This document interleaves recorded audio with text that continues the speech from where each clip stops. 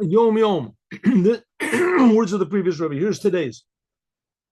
After the conclusion of Yom Kippur in 1795, the first Rebbe of Chabad gave a public speech, and the speech was very brief in those days. It says, "Mi kamocho Elokim asher koreinu lo." So here's the pasuk. Where is it? "Mi kashem Elokeinu."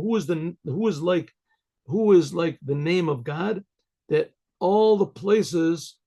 No, I'm sorry. Who is like Hashem, our God? To all those who call to him. To him. It says there's nothing like the eternal one, Yud Ke Vav Ke, that's Hashem. Nothing like the God, the Lord, our God, whenever we call upon him. And the sages say you have to call to God, but not to any of his attributes. What does it mean? That to call to God, this refers to the emanations of God as they are in the highest world of Atzilut. The Baal Shem Tov says no, that to him is called the godliness which is in the vessels of Atzilut.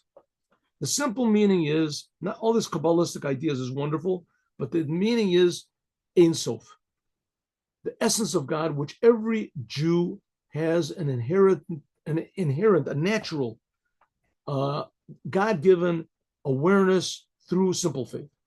That's the meaning of being close to him, to God. To God. Whenever we call to him, to God, to God's essence. In other words, calling to God's essence, we learn in Chassidut a lot of very Kabbalistic ideas, and we bring them into being practical to understand how great God is. God is not just spiritual. In order to understand what that means, we learn about all the spiritual worlds, right, and how God is manifested in all these worlds, etc. But here we're saying the point of Judaism is to reveal the feeling of God, which is inherent in every Jew. This means the essence of God and the essence of the soul. That's what it means, praying. When you pray, you have to pray with simple faith. This joins the essence of your soul with the essence of God.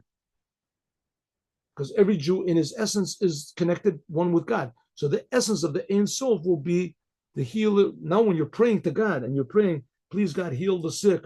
Please God bless the years. Please God give us plenty. Please God stop the wars, bring peace, bring this. When we're praying to God, who are we praying to? Not just an aspect of God should bring peace, an angel of God.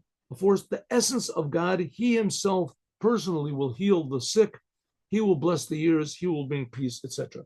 That's what you're supposed to think when you pray, the essence of God. But it helps a lot if you learn Chassidut, because if not, you could be that you're praying just to something spiritual. Just you're praying to how God helps you, which God certainly does want to help you. But we have to understand that God is infinitely, infinitely distant from us. He's the essence of all being, the source of all being. And at the same time, he really, really cares about us, each and every one of us, from his essence. That's the idea of revealing godliness in the world, but you have to call on God, call to God's essence, and then God will answer from his essence.